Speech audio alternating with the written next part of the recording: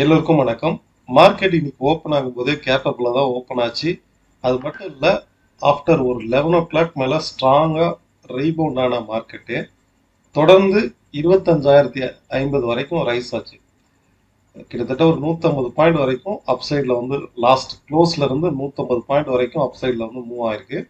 முக்கியமாக ரேட்டிங் ஏஜென்சியான Fitch US rating agency, இப்போ ஒரு தனி நம்பருக்குன்னா சிபில் ரேட்டிங் இருக்கு இல்லையா, அது மாதிரி இந்தியாவுடைய எக்கனாமியுடைய ஸ்டேபிள், ஸோ அதனுடைய ஸ்திரத்தன்மை, அதை வந்து அவுட்லுக் வந்து கொடுப்பாங்க. ஏன்னா அதன்படி தான் ஃபாரின் இன்ஸ்டிடியூஷனல் இன்வெஸ்டர்ஸ் எல்லாமே இன்வெஸ்ட் பண்ணுவாங்க.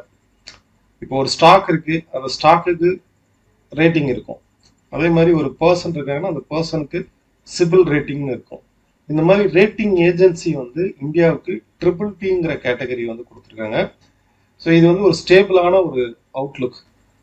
அது மட்டும் இல்லை, 2026 6.5% வரைக்கும் இந்தியாவுடைய ஜிடிபி இருக்குன்னு கணிச்சிருக்காங்க.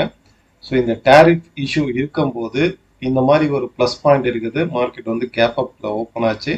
பட் இதில் என்ன ஒரு டிஃபிகல்ட்டி அப்படின்னா, வரக்கூடிய வெனஸ்டேல இருந்து 27ஆம் தேதியில இருந்து, இன்னைக்கு வந்து 25ஆம் தேதியா, 27ஆம் தேதியில இருந்து இந்த அடிஷ்னல் 25% டேரிஃப் இருக்குல்ல, இது வந்து ஆக்டிவ்ல வருது. ஸோ இது வந்து ஆக்டிவ் கொண்டு வராங்க. ஸோ இதனால வந்து இன்னுமே இந்தியன் எக்கனாமி வந்து ஐடி ஸ்டாக், முக்கியமாக ஐடி ஸ்டாக் வந்து சஃபர் ஆகும். ஃபர்தராக டெக்னிக்கலாகவும் பார்க்கலாம். அது மட்டும் இல்லை, இன்னைக்கு நியூஸ்ன்னு பார்த்தீங்கன்னாக்கா முக்கியமாக பேப்பர் ஸ்டாக்ஸ்லாம் ஸ்ட்ராங்காக ரீபவுண்ட் ஆயிருக்கு. அதாவது வெளிநாட்டில இருந்து இம்போர்ட் பண்ணக்கூடிய அந்த பேப்பர்ஸ்க்கு சம் டேக்ஸ் வந்து வச்சிருக்காங்க, இம்போர்ட் டேக்ஸ். ஸோ அதனால உள்நாட்டில் தயாரிக்கக்கூடிய அந்த பேப்பருக்கு வந்து சம் டிமாண்ட் ஏற்படுத்திருக்கு. அது மட்டும் இல்லை, இந்த ஃபெஸ்டிவல் சீசன்ல நிறைய இந்த டிமாண்ட் கிரியேட் ஆகும். இந்த போஸ்டர் ஓட்டுறது, ஆட்ஸ் ஜென்ரேட் பண்றது, இதனால டிமாண்ட் கிரியேட் ஆகும். இந்த டைம்ல உள்நாட்டு பேப்பர் கம்பெனிஸ் ஒரே நாள்ல இன்னைக்கு வந்து பேப்பர் கம்பெனிஸ்லாம் 20% வரைக்கும் ரைஸ் ஆயிருக்கு. இமாமி பேப்பர் வந்து இன்னைக்கு ஒரே நாள்ல 20% வரைக்கும் ரைஸ் ஆயிருக்கு. இதில் பாருங்க. அதே போல ஆந்திரா பேப்பர், இந்த ரெண்டு ஸ்டாக்கும் வெஸ்ட் கோஸ்ட் பேப்பர், ஆந்திரா பேப்பர்லாம் நம்ம ஸ்டூடெண்ட் ஒரு 2 to 3 months முன்னாடி அட்டன் பண்ண ஸ்டூடெண்ட்ஸ்க்கு, அதாவது ஃபண்டமெண்டல் அனாலிசிஸ் நடத்தும் போது இந்த ஸ்டாக்லாம் பாட்டம் அவுட், குவாலிட்டியான ஸ்டாக்ஸு பாட்டம் அவுட் ஆயிருந்தது. வெஸ்ட் கோஸ்ட் பேப்பர்ஸும் சொல்லியிருந்தேன், ஆந்திரா பேப்பர்ஸும் போஸ்ட் பண்ணியிருந்தோம்.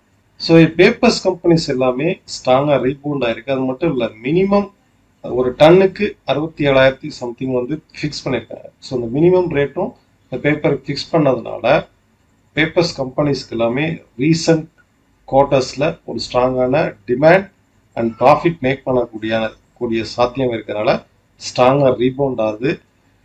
டெக்னிக்கலாகவும் பார்த்தீங்கன்னாக்கா மேஜரான அந்த பேப்பர் கம்பெனிஸ் எல்லாமே முக்கியமாக சப்போர்ட் லெவலில் தான் இருக்கு. பாருங்க, கிட்டத்தட்ட 2020 வந்த ட்ரெண்டு கரெக்டாக அந்த சப்போர்ட் எடுத்து அப்சைடு பவுன்ஸ் ஆகுதா.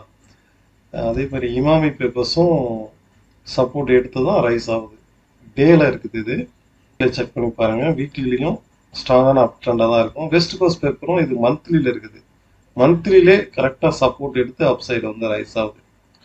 ஓகே, நிஃப்டியை நம்ம டெக்னிக்கலாக பார்க்கும்போது ஓவராலாக ப்ரீவியஸ் கிட்டத்தட்ட 3 to 4 times இந்த ரெசிஸ்டன்ஸ் ரெஸ்பெக்ட் பண்ணி மார்க்கெட் கீழே ஃபால் ஆயிருக்கு. அதே போல் இந்த ரீஜன்லையும் மார்க்கெட் வந்து டச் பண்ணிட்டு கீழே ஃபால் ஆயிருக்கா. இப்போ பாடம் சப்போர்ட்னு எடுத்துக்கிட்டிங்கன்னா 24,500, கிட்டத்தட்ட ஒரு 4 to 5 times இந்த ரீஜனை டச் பண்ணிட்டு மார்க்கெட் பவுன்ஸ் பேக் ஆயிருக்கு. ஓகே, ஸோ பொசிஷனலா அப்சைட் ரெசிஸ்டன்ஸ் 25,150, பாடம் சப்போர்ட்டுங்கிறது 24,500. ஓகே, இது வந்து பொசிஷனலா. இப்போ டே வைஸான்னு பார்த்தீங்கன்னாக்கா இன்ட்ராடேலையும் இல்லை ஷார்ட் டேர்ம்லையும் பார்த்தீங்கன்னா மார்க்கெட் வந்து இந்த ஒரு ட்ரெண்டை பேஸ் பண்ணி தான் அப்சைட் மொமெண்டம்ல இருக்குது. ஓகே, இந்த ஒரு ட்ரெண்டை பேஸ் பண்ணி ஒவ்வொரு டைமும் கிட்டத்தட்ட 3 to 4 times இந்த ட்ரெண்டை பேஸ் பண்ணி மூவ் ஆயிருக்கு. பட் ஃப்ரைடே இது பிரேக் அவுட் ஆயிருக்கு. இந்த இடத்துல பிரேக் அவுட் ஆயிருக்கு. இன்னைக்கு ஃபுல்லாவே கரெக்டா இந்த ட்ரெண்டை ஒட்டியே சைட்வேஸ்ல வந்து மூவ் ஆயிருக்கு.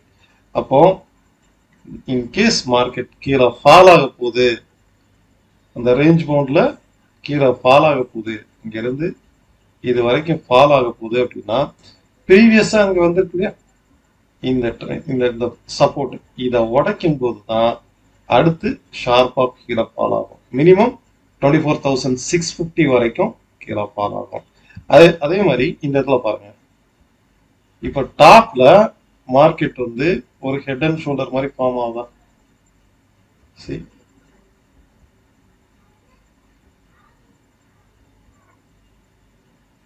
இப்ப இதுக்கு கனெக்ட் பண்ணி பாருங்க, ஒரு ஹெட் அண்ட் ஷோல்டர் மாதிரி ஃபார்ம் ஆகுதா? ஸ்டூடெண்ட்ஸ் இதை வந்து வாட்ச் பண்ணி பாருங்க. இந்த நெக்லைன் பிரேக் அவுட் ஆனாலும் சரி, இந்த trend line already break out ஆயிருக்கு. நெக்லைன் பிரேக் அவுட் ஆச்சுன்னா ஷார்ப்பா அடுத்து ஒரு 1 or 2 டேஸ்ல ஷார்ப்பா ஃபால் ஆகும். வரக்கூடிய புதன்கிழமை வந்து விநாயகர் சதுர்த்தினால மார்க்கெட் வந்து leave. So monthly expiry Thursday இருந்து இருக்குது. இதுதான் வந்து டெக்னிக்கலை பொறுத்தளவுக்கு நிப்டியினுடைய மூவ்மெண்ட்ஸ் வந்து இதை கவனிச்சு பாருங்க. அப்சைடு வந்து வித்தின் இந்த ரீஜன் வரைக்கும் இன்னைக்கு டேயோடைய ஹைக்குள்ள நாளைக்கு வந்து ஓப்பன் ஆச்சு அப்படின்னா ஒரு ரேஞ்ச் பவுண்டா தான் இருக்கும். எப்போதுமே இந்த ஷோல்டர் ரீஜன்ல ஒரு ரேஞ்ச் பவுண்டா தான் இருக்கும். ஸோ ஒன்று டவுன் ட்ரெண்ட் அப்படின்னா இந்த நெக்லைன் உடைக்கணும். ஓகே, இதை மட்டும் 30 மினிட்ஸ்ல வச்சு பாருங்க. இதெல்லாமே வந்து ஒரு பேசிக்கான ஒரு கான்செப்ட் தான். அட்வான்ஸா பர்டிகுலரா இந்த பாயிண்ட்ல இருந்து இவ்வளவு தூரம் போகும், இந்த பாயிண்ட்ல இருந்து பவுன்ஸ் ஆகும் அப்படிங்கிறதையும் லைவ் மார்க்கெட்ல நம்ம கண்டுபிடிக்கணும். மார்க்கெட் முடிஞ்சதுக்கு அப்புறம் இந்த மாதிரி நம்ம பண்ண முடியும். ஒரு எக்ஸாம்பிளுக்கு இன்னைக்கு க்ரூட் ஆயில் நான் போஸ்ட் பண்ணியிருக்கிறேன். டெலிகிராம் சேனல்ல நான் போஸ்ட் பண்ணது க்ரூட் ஆயில் வந்து டிபிகே மெத்தட்ல ஃபார்ம் ஆயிருக்கு. ரெசிஸ்டன்ஸ் வந்து 5624 5665 வரைக்கும் ரைஸ் ஆகும். போஸ்ட் பண்ணதுக்கு அப்புறம் இப்போ வரைக்குமே அந்த செகண்ட் டார்கெட் ரீச் ஆயிருப்பாங்க. இங்க போஸ்ட் பண்ணியிருக்கிறேன் டிபிக்குன்னா ட்ரெண்ட் பிரேக் அவுட் மெத்தடு. இங்க ரைந்து எவ்வளவு தூரம் ரைஸ் ஆயிருக்கு? 5675 தான் எக்ஸாக்ட் ஹை. ஸோ இந்த மாதிரி லைவ் மார்க்கெட்ல எக்ஸாக்டா ப்ரிடிக்ட் பண்ண முடியும் அப்படின்றதுக்கு தான் இது போஸ்ட் பண்ணது. நம்ம பெய்டு டிப்ஸோ இல்லை வந்து அக்கௌண்ட் ஹேண்ட்லிங் சர்வீஸோ எந்த ஒரு இதுவும் பண்றது கிடையாது. மந்த்லி பெய்டு டிப்ஸோ இல்லை ப்ரீமியம் குரூப்போ இந்த மாதிரி எந்த இதுவும் பண்றது கிடையாது. நெக்ஸ்ட் பேங்க் நிஃப்டி வந்து பார்ப்போம். பேங்க் நிஃப்டி பொறுத்தளவுக்கு இன்னைக்கு மார்க்கெட் ஃபுல்லாவே ஒரு சைட்வேஸ் மொமெண்டம்ல தான் இருந்தது. சரி, ஒரு பெரிய மூமெண்ட் வந்து இல்லை. பேங்க் நிஃப்டியை பொறுத்தளவுக்கு இந்த ஒரு சைட்வேஸ் ட்ரெண்டை மட்டும் கவனிச்சு பாருங்க. ஓகே, ஸோ இன்னைக்கு டேவுடைய இந்த 30 மினிட்ஸ்ல வச்சிருக்க இந்த டேவுடைய ஹையை பிரேக் பண்ணும்போது அட்லீஸ்ட் ஒரு கேண்டில் இந்த இடத்துல பிரேக் பண்ணுச்சு அப்படின்னா ஸ்ட்ராங்கா 55,550 வரைக்கும் அப்சைட்ல வந்து ரைஸ் ஆகலாம். ஏன்னா இந்த மாதிரி ட்ரெண்ட் வந்து டவுன் ட்ரெண்டா வந்து ஒரு சைட்வேஸ் ஆகி அப்சைட்ல பிரேக் அவுட் ஆச்சுன்னா ஷார்ப்பா அப்சைட் ரைஸ் ஆகும். ஓகே, 55,550ங்கிறது நெக்ஸ்ட் ரெசிஸ்டன்ஸா இருக்கும். நெக்ஸ்ட் சென்செக்ஸ் வந்து பார்ப்போம். ஆல்மோஸ்ட் சென்செக்ஸும் நிஃப்டியும் ஒரே மாதிரி தான் ட்ரேட் ஆகும். இப்போ நிஃப்டி பிரேக் அவுட் ஆன மாதிரியே சென்செக்ஸ் வந்து பிரேக் அவுட் ஆயிருக்கு. ஹவர்லியில பிரேக் அவுட் ஆயிருக்கா?